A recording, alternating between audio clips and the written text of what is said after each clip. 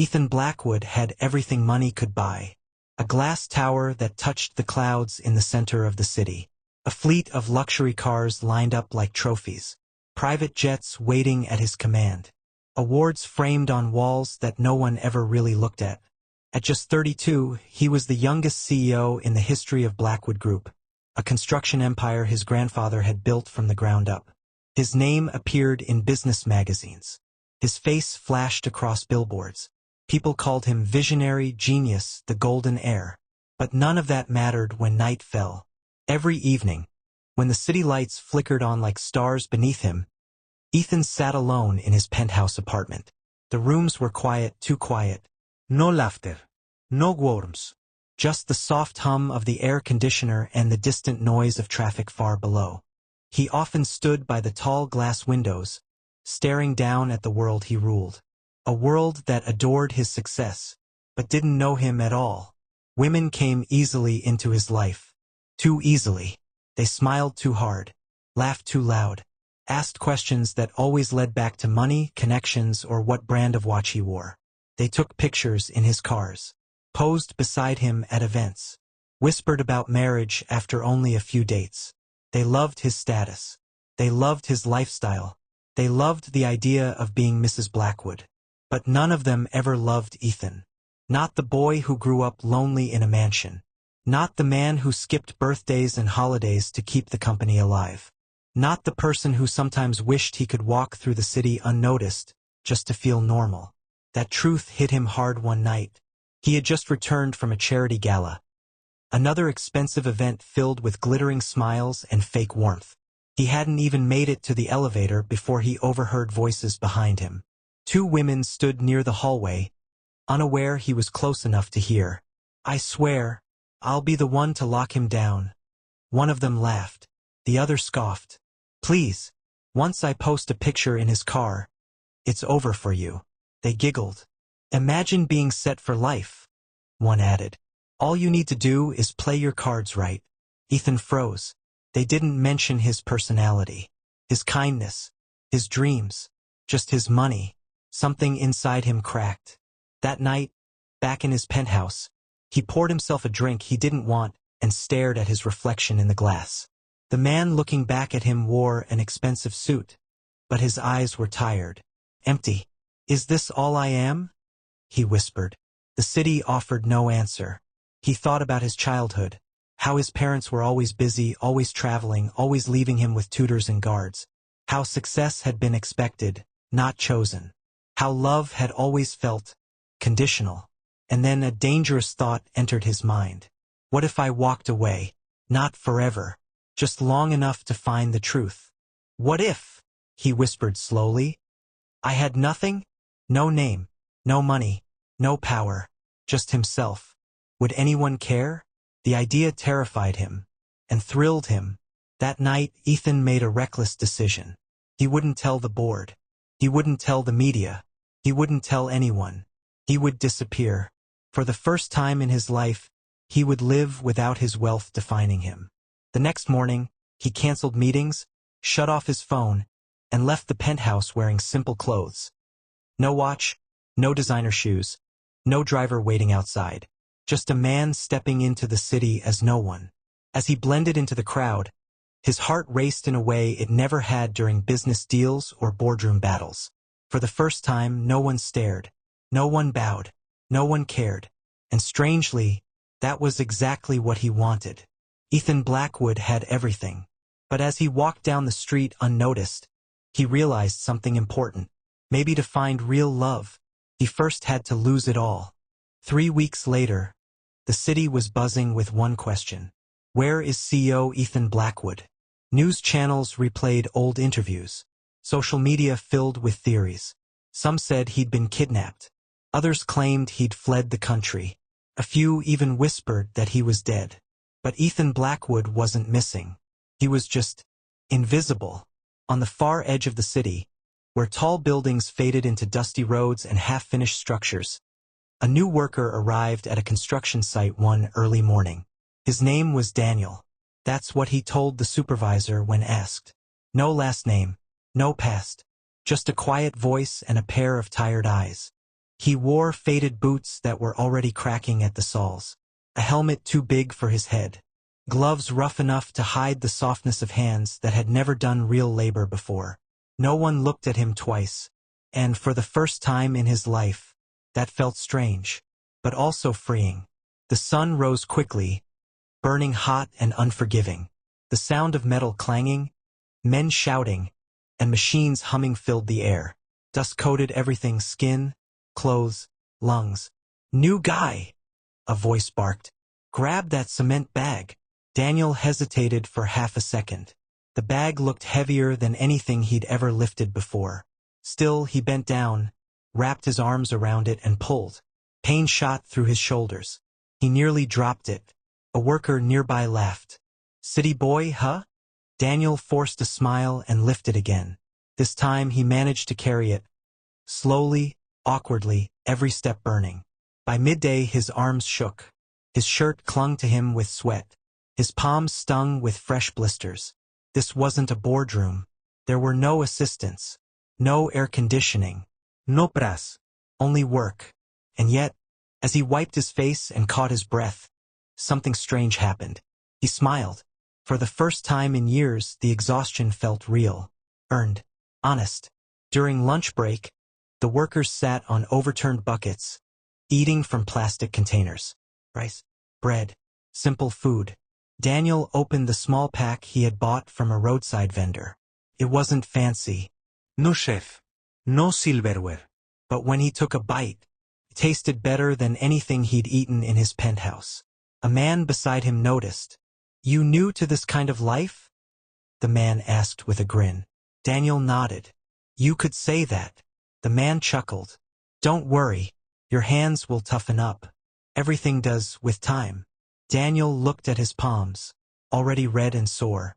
He wondered how many people lived like this every day. How many had dreams just as big as his once were, but never got the chance.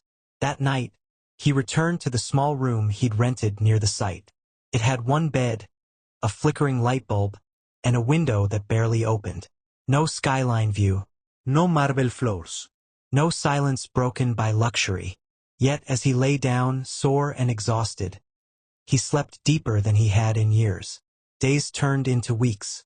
Daniel learned to mix cement properly. Learned how to carry steel without losing balance. Learned how to listen more than he spoke. The men accepted him slowly. They joked with him, teased him, shared their stories. One talked about a daughter he wanted to send to school. Another dreamed of opening a small shop. Another worked 3 jobs just to keep his family fed. And Daniel listened, really listened. Every story chipped away at the bubble he'd lived in his whole life. One evening, after a long shift, he sat alone on the steps outside the site, watching the sky turn orange. His body ached, but his heart felt strangely light. For the first time, no one wanted anything from him. No one knew his name. No one cared how rich he was. He was just Daniel, a worker, a man trying to make it through the day. And as the sun dipped below the horizon, he realized something that shook him to his core. This life, this simple, hard, honest life, felt more real than everything he'd left behind. He didn't know it yet, but somewhere in this city, someone was about to walk into his life. Someone who wouldn't care about money.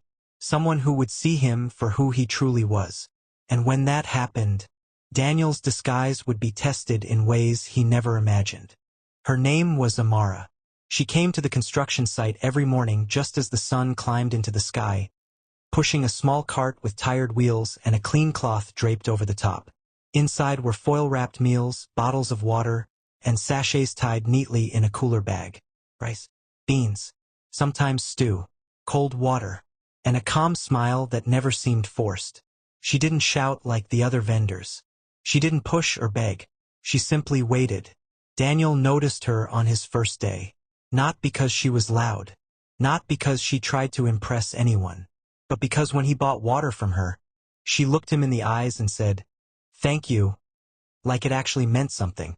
Caught him off guard.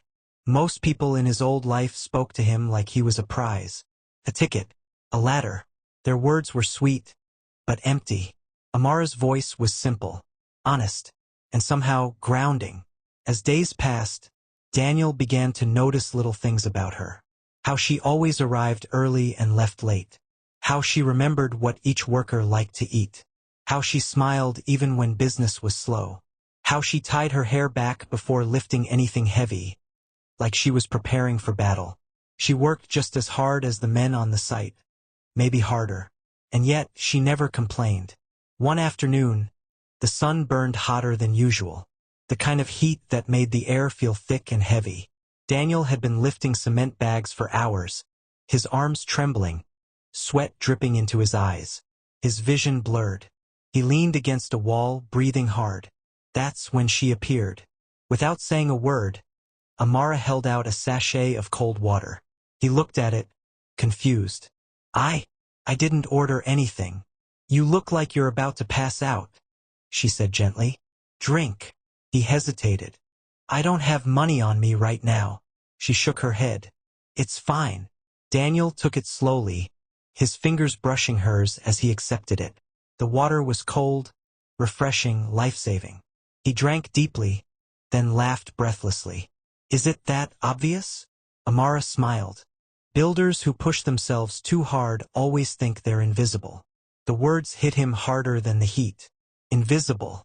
He'd spent his whole life being seen, photographed, praised, watched. Yet he had never felt more invisible than he did as Ethan Blackwood. And now, standing there in dusty boots and borrowed gloves, someone had finally seen him for who he was pretending to be. Just a man. They sat on the curb together during break, not too close, not too far. You're new, she said. Yeah. You don't talk much. He shrugged. Not much to say. She smiled. Sometimes that's the best kind of person. He glanced at her, surprised. You think so? I know so. There was no judgment in her eyes. No curiosity about his past. No hidden questions. Just kindness. They talked about small things. The weather. The long hours. How hard construction work could be. She told him she came every day because it helped her save money for something important. What's that? He asked. She hesitated, then said softly, a better life. He understood that answer more than she knew. As days turned into weeks, Daniel began to look forward to her arrival more than anything else. He worked harder not to impress anyone, but because he didn't want her to worry. She noticed the blisters on his hands and quietly brought bandages. She noticed when he skipped meals and slipped extra food into his bag. She noticed when he was quiet and sat beside him without asking questions. And Daniel noticed something too. She never asked who he was. Never asked where he came from. Never tried to impress him. She treated him the same way every single day. And that terrified him. Because for the first time in his life, someone liked him without knowing his name. One evening, as the sun dipped low and painted the sky orange, Daniel watched Amara pack up her cart. See you tomorrow? He asked. She smiled. If God allows. As she walked away, something settled in his chest, warm and frightening all at once. He had come here to hide, to disappear. But somewhere between the cement dust and shared smiles, he realized something dangerous was happening. He was starting to care. And if she ever found out who he really was, everything would change. They began talking every day. Not in any grand, dramatic way. Not with long speeches or promises. Just little moments. Moments that added up without either of them noticing. It started with greetings in the morning. A simple good morning from Amara as she set up her stall. A quiet morning from Daniel as he adjusted his gloves. Then it became conversations. About the heat. About how tiring work was. About how strange life could be sometimes. Soon, they were talking about more than just the weather. Amara spoke about her mother, how she used to be strong and full of laughter before illness slowly took that away. How she had dropped out of school to care for her, putting her dreams on hold without complaint. I wanted to study design, she said one evening as they sat on a low concrete step. Buildings, spaces, places people could feel safe in. Daniel looked at her in surprise. That's amazing. She shrugged. It was just a dream. Dreams don't disappear, he said quietly. They wait. She looked at him then, really looked at him. "You talk like someone who's lost one." He didn't answer. Instead, he asked about her favorite building in the city. She smiled and told him about an old library with cracked walls and tall windows. She said it made her feel calm. Daniel listened like every word mattered. Because it did. When it was his turn, he kept things simple. He told her he had left a job he hated. That it paid well but felt empty. That he was tired of being someone he wasn't. She didn't press him. She never did. That was what made her different. Days passed. Then weeks. They started walking home together when the sky grew dark. Sometimes in silence. Sometimes laughing over small jokes. When it rained, Daniel would hold a piece of cardboard over her head until they reached shelter, both of them soaked and laughing. Once, when her food stall broke, he spent the whole evening fixing it. Hands sore, clothes dirty, but smiling like it was the best thing he'd done all day. "You didn't have to do that," she said. "I wanted to." No one had ever looked at him the way Amara did. Not with expectation. Not with greed. But with quiet respect. She didn't care that his clothes were cheap. She didn't ask why he had no phone or fancy shoes. She never once tried to impress him. She just accepted him. And that scared him more than anything. One evening, as the sun dipped low and painted the sky gold, they sat together watching the workers leave the site. "You don't act like someone who's been poor all his life," Amara said softly. Daniel stiffened. "Is that a bad thing?" "No," she said quickly. "Just different. You carry yourself like you're used to being in charge." He laughed lightly, though his chest tightened. "Maybe I just fake confidence well." She studied him for a moment, then smiled. "And you don't act like someone who gave up on her dreams," he replied. Her smile faded, just a little. "Sometimes giving up is the only way to survive," she said quietly. Daniel looked at her then, really looked at her, at the strength behind her tired eyes, at the way she kept going even when life had taken so much from her. And something inside him shifted. That night, alone in his small room, he couldn't sleep. He stared at the ceiling, replaying her laugh in his mind. The way she said his name. The way she trusted him without knowing who he really was. For the first time in his life, someone saw him without the money. And for the first time in his life, he didn't want to be anyone else. That realization scared him, because loving her meant lying to her. And the longer he stayed, the deeper he fell. By the time sleep finally came, Daniel knew the truth he had been trying to avoid. He wasn't just pretending anymore. He was falling. And when the truth came out, it would either break her heart, or break his. As the days passed, the lie grew heavier. Not louder, not obvious. Heavier. It sat in Daniel's chest when he laughed with Amara. It weighed on his tongue every time he almost told her the truth. It followed him home at night and waited for him in the morning. Because Amara trusted him. And that made everything worse. She talked to him the way people only talk when they feel safe.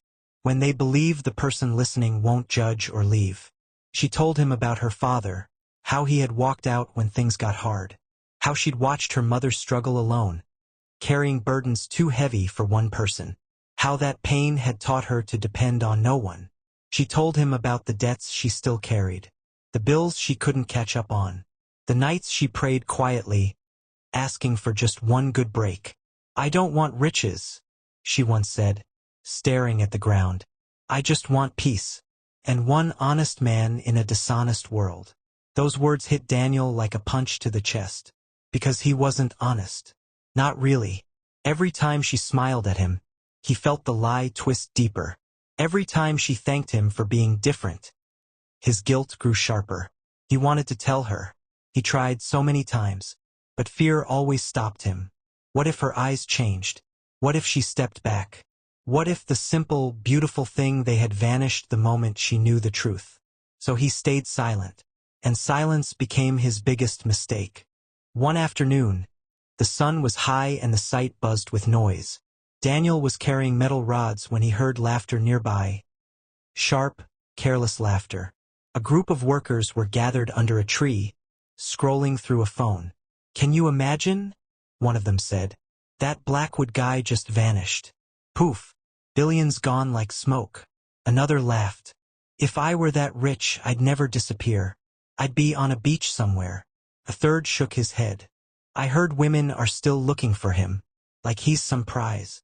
That's when Amara walked up, carrying her tray. She paused when she heard the name.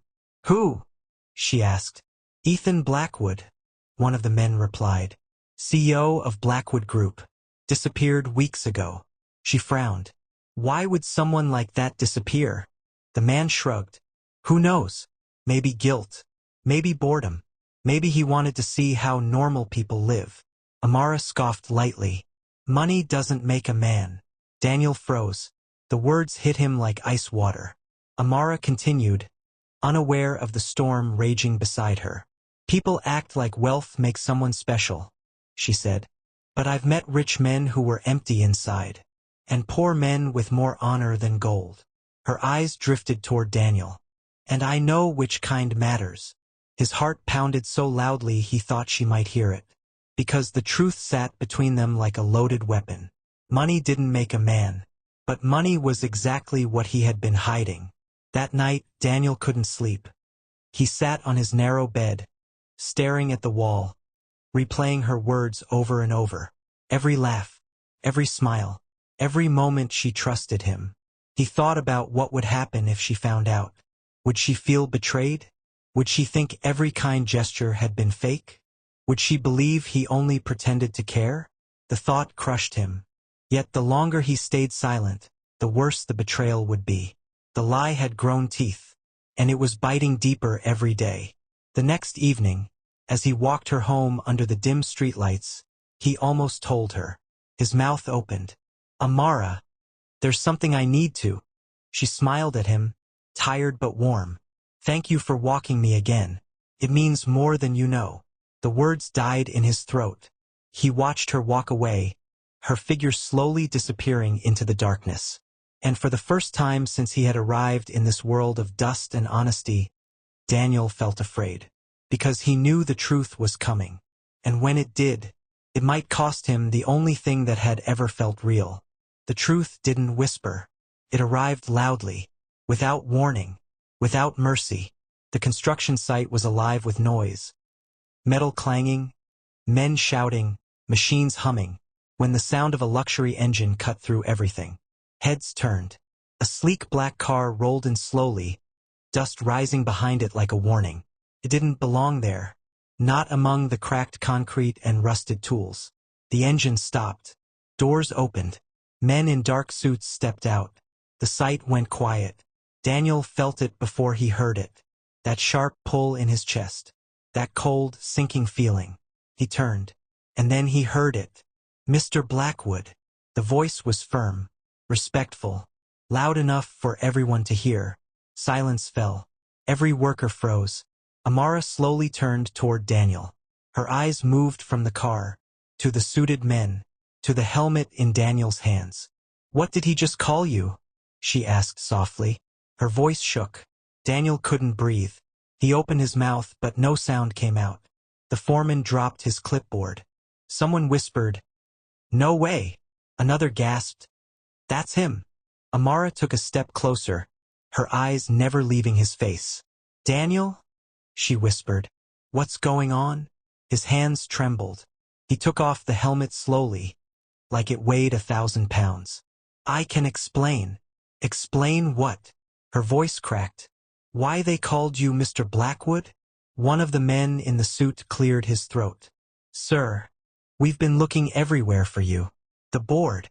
"Stop," Daniel said sharply. Too late. Amara's face had gone pale. "Blackwood?" she repeated. "As in, Ethan Blackwood." Her knees almost gave way. He swallowed hard. "Yes." The world seemed to tilt. The workers stared at him like he had turned into someone else right before their eyes. You're the CEO?" Amara whispered. "The billionaire everyone talks about?" He nodded slowly. "I didn't mean for it to happen like this," he said, stepping toward her. "I was going to tell you. I swear." She stepped back. "No," she said, shaking her head. "Don't come closer." Her voice broke. You looked me in the eyes, she said. Every day. You ate my food. You walked me home. You listened to my life. Tears filled her eyes. And you lied to me. I never lied about who I was inside, he said desperately. I wanted you to see me without the money, without the name. She laughed bitterly. So you pretended to be poor? No, he said quickly. I lived it. I worked. I struggled. You chose it, she snapped. I didn't. Her hands shook as tears spilled down her face. You think this is a game? You think you can wear poverty like a costume and take it off when you're tired? That cut deeper than anything. I didn't mean to hurt you, he said softly. I just wanted to know if someone could love me for me. Her voice rose. And you thought lying was the way to find that? The men around them stood frozen, unsure whether to look away or keep watching. Amara wiped her face angrily. All this time, she whispered. I thought you were different. I am different, Daniel said. I never used you. I never mocked you. I cared about you. She shook her head. You hid the truth. That is using someone. Her chest rose and fell rapidly. I told you about my father, she said. About my struggles. About my dreams. I know. And all that time, she continued. You were a billionaire pretending to be poor. He stepped forward again. I was trying to escape my world. Well, she said through tears. You dragged me into it instead. Silence fell between them, heavy, crushing. Then she straightened her back, wiping her tears with trembling hands. I don't know who you are anymore, she said. And I don't want to. She turned away. Amara, don't, she said without looking back. Just don't. And she walked away, not running, not screaming, just walking, like someone whose heart had quietly shattered. Daniel stood there, surrounded by people, more alone than he had ever been. The men in suits waited nervously. Sir, one said, we need you to come with us. Daniel didn't move. His eyes stayed on the empty space where she had been. Because in the moment he finally told the truth. He had lost the only person who had ever loved him without knowing his name. Daniel returned to his penthouse the same way he had left it weeks earlier. Alone. The elevator doors slid open to polished marble floors and soft golden lights. Everything was clean, perfect, silent, too silent. No laughter, no footsteps, no voice calling his name, just space, too much space. He walked inside slowly, dropping his jacket onto a chair that cost more than most people's yearly rent. The city stretched endlessly beyond the glass walls, bright and alive, but he felt completely disconnected from it. This place had once represented success. Now it felt like a cage. He sank onto the couch and stared at his phone. No messages. He checked again. Still nothing. He had called Amara so many times his call log looked desperate. Voicemail. Silence. Missed calls unanswered. He sent messages he rewrote 100 times before pressing send. I'm sorry. Please let me explain. I never meant to hurt you. I miss you. None were answered. He had tried everything. Flowers delivered to her home, returned unopened. Money sent anonymously to help her mother sent back. Even a handwritten letter, left unread. Every attempt bounced back like a reminder of what he'd lost. The silence hurt more than anger ever could. Days passed. Then weeks. Daniel went back to work. Meetings resumed. Deals were signed. People praised him again. But something had changed.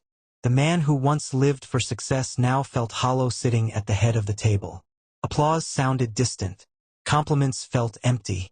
He kept seeing her everywhere. In the way the morning light touched the floor. In the quiet moments before sleep. In the memory of her laugh. One night, unable to sleep, he walked to the window and looked down at the city. Thousands of people moving through life. And yet, he had never felt more alone. His phone buzzed suddenly. His heart jumped. Her name. He opened the message with shaking hands. Just one sentence. If you ever cared, you would have trusted me with the truth. That was it. No anger. No insults. No long explanation. Just truth. And it shattered him. He sat down slowly, the weight of her words sinking into his chest. She was right. He hadn't trusted her. Not enough to be honest. Not enough to risk losing her. Not enough to believe she could love him without the lie. He had wanted her love, but on his own terms. And now it was gone. For the first time in his life, Daniel understood something that no amount of money had ever taught him. Love wasn't something you could control. You couldn't buy it. You couldn't hide from it. You couldn't manipulate it into staying. It required truth and courage, and he had failed at both. That night he didn't drink, didn't call anyone, didn't distract himself with work. He simply sat there, alone, feeling every ounce of regret. He thought of the way she looked when she smiled, the way she said his name, the way she believed in simple things, and he realized something devastating. For the first time in his life, he had met someone who loved him for who he was, and he had lost her because he was afraid to be honest. As the city lights flickered outside his window, Daniel whispered to the empty room, "I would give everything, just to go back and tell you the truth." But time didn't listen, and love, once broken, didn't always return. Months had passed. The city had changed with the seasons, but Daniel felt like time had stood still. He hadn't seen Amara since the day she walked away. He had tried to move on, thrown himself into work, filled his schedule, traveled. But no matter where he went, she followed him in quiet ways. In the smell of fresh rain, in the sound of construction tools, in the way he still paused when he passed food stalls, half expecting to see her smile. And then one day he heard something that stopped him cold. Amara had opened her own design studio. Small, simple, but hers. The name was painted neatly on the glass door. Amara Designs. Daniel stood across the street for a long time before he gathered the courage to walk in. No suit, no bodyguards, no announcements. Just him. When he opened the door, a soft bell chimed. Amara looked up from her desk. For a moment, neither of them spoke. She looked different, stronger, calmer, like someone who had rebuilt herself piece by piece. Her eyes met his, steady and guarded. He swallowed. "No cameras," he said quietly. "No guards." She didn't move. "Why are you here, Daniel?" He took a breath. "Just me." Silence filled the room. He stepped forward slowly, careful not to cross a line. "I'm not here to buy forgiveness," he said. "And I'm not here to explain myself again." She folded her arms. "Then why are you here?" "Because I owe you the truth," he said. "And because I need to say something I should have said a long time ago." He reached into his bag and pulled out a folder, placing it gently on her desk. She didn't touch it. "What's that?" she asked. "A contract," he said. "But not the kind you're thinking." Her eyes narrowed slightly. "It's a partnership," he continued. "Your designs, your vision, your company. I don't own it. I don't control it." He pushed the folder closer. "You do." She stared at it, stunned. "I'm not trying to rescue you," he said quickly. "You already saved yourself. I believe in you, and I want to support you the right way." Her hands trembled slightly as she opened the folder. Everything inside had her name on it. Not his. No hidden clauses. No fine print. No traps. Just opportunity. She looked up at him, eyes glossy. "You think this fixes everything?" she asked quietly. "No," he said. "I think it proves I finally understand." She studied his face for a long moment. "And what exactly do you understand now?" she asked. He took a deep breath. "That love isn't something you earn with money, or control, or secrets." His voice softened. "I don't want you because I'm rich. I want you because you saw me when I was covered in dust, tired, and invisible." He swallowed. "You saw me." The room was silent. Then Amara slowly closed the folder. She leaned back in her chair, eyes thoughtful. "You hurt me," she said. "Deeply. I know. You made me feel small, like I was part of an experiment." "I know," he repeated, his voice breaking. "And I'll spend the rest of my life trying to make that right, if you let me." She stood up. For a moment, Daniel thought she was going to walk away again. Instead, she pulled out a chair. "Sit down," she said. His heart skipped. "Let's talk." They talked for hours. About trust. About fear. About why she walked away. About why he lied. There were tears. Long pauses. Honest words that hurt and healed at the same time. When the sun began to set, the room glowed with warm light. Finally, Amara stood. "I'm not saying yes," she said. "Not yet." Daniel nodded. "I understand. But," she added, "if you want a place in my life again, it will be on my terms." He met her eyes. "Always." She gave a small smile. "Not forgiveness. Not yet. But hope." And for the first time since he lost her, Daniel felt something he hadn't felt in months. Not relief. Not victory. But something better. A second chance. They took it slow. Not because they didn't feel the pull between them, they did. But because both of them had learned that real love wasn't rushed. It was built. Brick by brick. Moment by moment. Daniel didn't try to impress Amara anymore. He didn't show up with expensive gifts or big promises. He showed up with time. He listened when she talked about her designs. He helped her measure walls and sketch layouts. He waited outside her office when she worked late, not to control her time, but to walk her home safely. Some days they talked for hours. Other days they simply sat together in silence. And somehow that silence felt full. Amara watched him closely. She noticed the way he never interrupted her anymore. The way he asked before helping. The way he accepted "not today" without arguing. Slowly, carefully, she began to trust again. Not because he was rich, but because he was consistent. Months passed. Amara's small design studio began to grow. Word spread about her clean designs, her thoughtful layouts, her focus on real people. Not luxury, but comfort. Daniel never pushed his influence. He stayed in the background. Until one day, she came to him with trembling hands. "They want to partner with me," she said. "A housing project. Affordable homes. Real ones." His eyes lit up. "That's incredible." "They're connected to Blackwood Group," she added quietly. Daniel paused. "Do you want me to step back?" She shook her head. "No. I want you to stand with me, but not above me." He smiled. "Then I'm with you." And he meant it. A year later, the project was ready. Rows of beautiful, simple homes stood where empty land once was. Homes built for families, for dreamers, for people who needed a beginning. The crowd gathered for the opening ceremony. Cameras flashed. Applause filled the air. Daniel stood on the stage, dressed simply, no longer hiding, but no longer hiding behind anything either. When he took the microphone, the noise faded. "The strongest structures," he said calmly, "aren't made of steel or glass." The crowd leaned in. "They're built on honesty, on respect, on people who choose to do things the right way even when it's hard." His eyes found Amara in the crowd. "And this project," he continued, "exists because one woman reminded me what really matters." He stepped down from the stage, walked toward her. The murmurs grew louder. He stopped in front of her and knelt. A gasp rippled through the crowd. Amara's breath caught. "Will you marry me?" Daniel said, his voice steady but full of emotion. "Not as a billionaire's wife, but as the woman who taught me how to love, how to listen, and how to be human." Tears filled her eyes. The world seemed to hold its breath. Then she smiled, not the guarded smile of before, but the open, fearless one he had fallen for. "Yes," she whispered, then louder. "Yes." The crowd erupted. Cheers, applause, tears.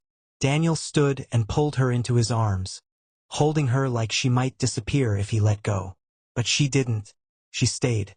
And in that moment he knew he hadn't just built buildings. He had built a life. With honesty, with patience, with love.